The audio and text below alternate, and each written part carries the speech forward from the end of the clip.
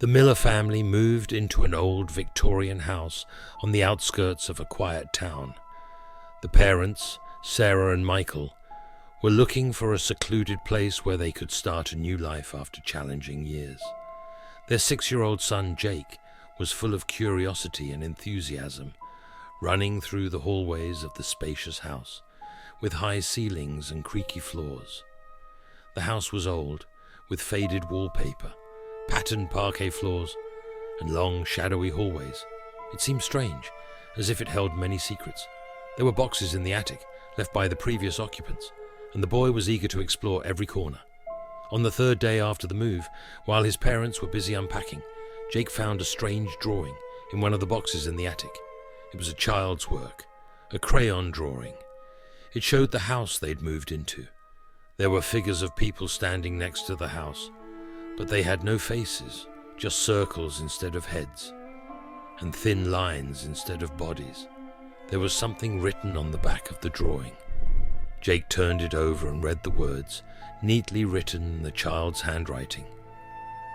"We still live in this house next to you." The boy showed the drawing to his mother, but Sarah only smiled. "It's probably just a joke, son. Maybe one of the children of the previous tenants left it behind." The drawing, however, caught Michael's eye. It bothered him that the words sounded so strange. He tucked the sheet away in his desk drawer to figure it out later. At night, when everyone had gone to bed, Jake was awakened by a strange sound. It sounded like someone whispering his name.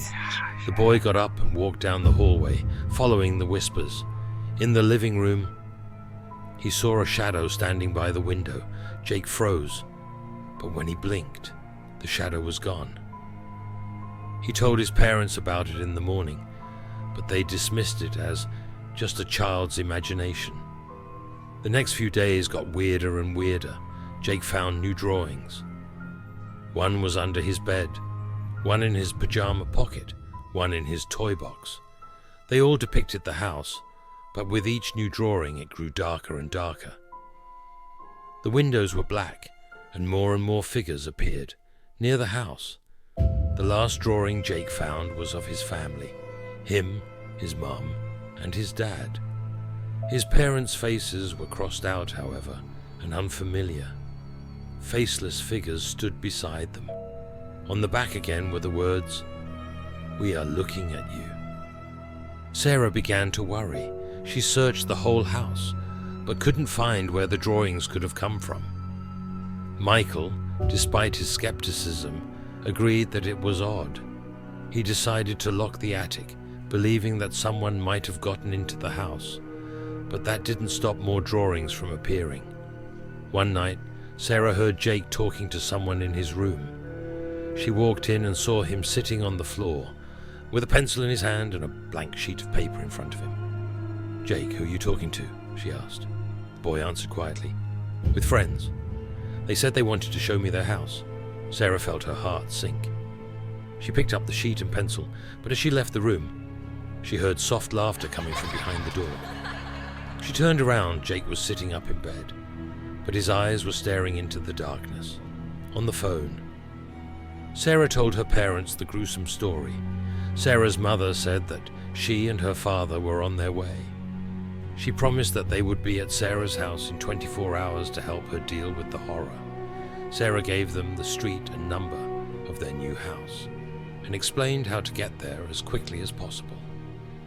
Michael, noticing his wife's concern, so he brought a paranormal expert to the house.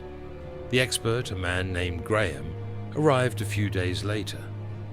He inspected the house and told the family that such old houses often hold traces of past occupants. When he saw the drawings, however, he turned pale. "It's not just a coincidence," he said.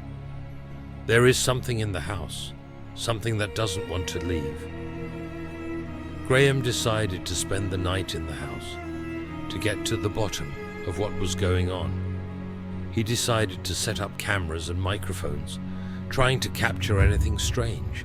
However, that very night, he was found dead. Graham's body was at the foot of the stairs. Next to him was a drawing of Graham, with empty eyes. On the back of it was written, "We warned." The family tried to leave, but it was like the house wouldn't let them go.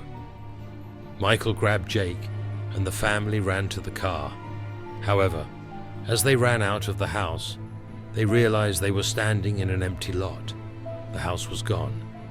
They turned around. There was darkness all around, from which came children's laughter. The next morning, Sarah's parents arrived at the address she had been given. However, they found only an empty plot of land overgrown with weeds. After a while, they began to find drawings of faceless figures and houses with dark windows, which had been drawn in crayon.